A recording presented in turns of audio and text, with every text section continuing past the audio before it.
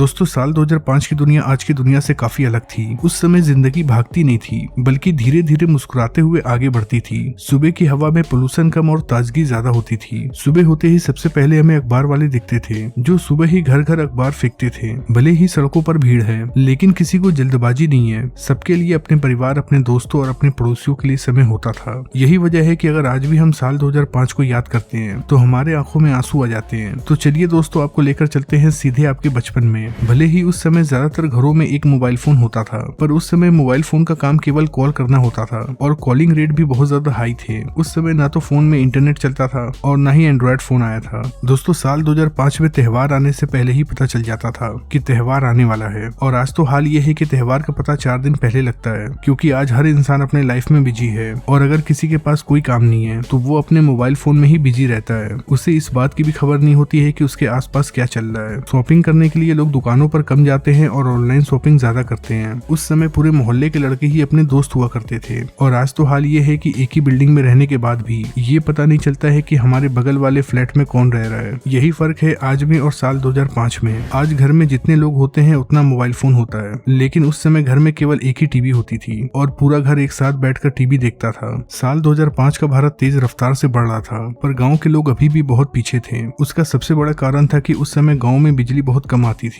उस समय दिन की शुरुआत बहुत जल्दी होती थी। लोग सुबह सुबह उठ जाया करते थे और नहा धुलकर चाय पीते थे। कुछ लोग अखबार पढ़ते थे, बच्चे स्कूल जाते थे और काम धंधा करने वाले लोग अपने काम धंधे पर निकल जाया करते थे। उस समय इंटरनेट इतना कम था कि जब बोर्ड्स के रिजल्ट आने वाले होते थे तो लोग अखबार का इंतजार करते थे और अखबारों में ही अपना रिजल्ट देखते थे। उस समय रोजगार के अवसर बढ़ रहे थे। IT और BPO सेक्टर बहुत तेजी से आगे बढ़ रहे थे, जिससे युवाओं के लिए नए करियर के रास्ते खुल रहे थे। हालांकि अधिकांश लोग सरकारी नौकरी के पीछे भागते थे क्योंकि उन्हें लगता था कि सरकारी नौकरी सबसे सुरक्षित है। उस समय लोग आने जाने के लिए ज्यादातर साइकिल का इस्तेमाल करते थे, जबकि कुछ लोग जो पैसे वाले थे उनके पास मोटरसाइकिल भी हुआ करती थी। इसके अलावा जब लोगों को दूर की यात्रा करनी होती थी तो वो बस और ट्रेन का इस्तेमाल करते थे। उस समय स्कूल जाने के लिए लोग या तो पैदल जाते थे या फिर साइकिल से जाते थे। साइकिल चलाना हमारे बचपन का एक बहुत बड़ा इंटरटेनमेंट हुआ करता था। दोस्तों आज हम महंगाई का रोना रोते हैं, पर साल 2005 की बात ही कुछ और थी। उस समय डॉक्टर मनमोहन सिंह देश के प्रधानमंत्री हुआ करते थे। साल 2005 में हमारे देश की आबादी 115 करोड़ थी। अगर उस समय की महंगाई की बात करें तो उस समय महंगाई भी बहुत कम थी। उस समय आटे की कीमत तकरीबन 8 रुपए किलो और अच्छी क्वालिटी का चावल केवल 10 रुपए किलो मिल जाया करता था। वहीं चीनी राशन में मिलती थी। अगर उस समय के गांव की बात करें तो वहाँ हर घर में गाय भैंस हुआ करती थी, इसीलिए घर में कभी दूध दही की कमी नहीं होती थी। भले ही शहर के लोगों के पास सिलेंडर होता था,